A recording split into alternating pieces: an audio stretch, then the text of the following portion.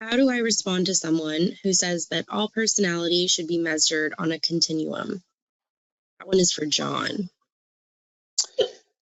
I think my first answer to that question would be, or how would I respond to that person would say, why do you say that?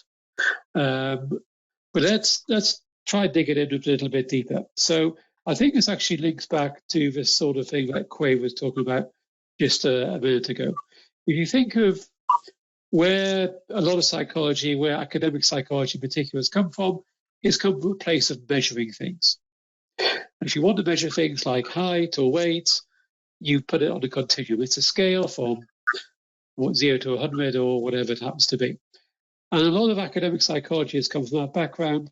A lot of personality instruments, trait instruments in particular, have come from that background.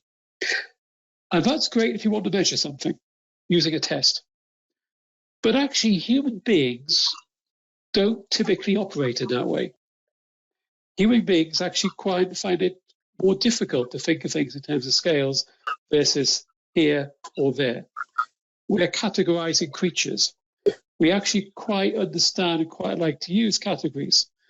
So I think for the MBTI, by taking that type approach, by taking that categorical approach, speaks to people in the language that works for them and helps them relatively quickly to understand where they are in comparison with other people.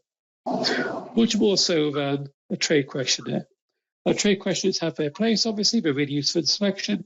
They can be really useful in development as well, but it's just much more difficult for people to get their minds around this idea of, okay, so I have a score of 5 there, 6 there, and 8 there. What does that say about me? Whereas the MBTI approach makes life a lot more straightforward, makes things a lot more easy to understand.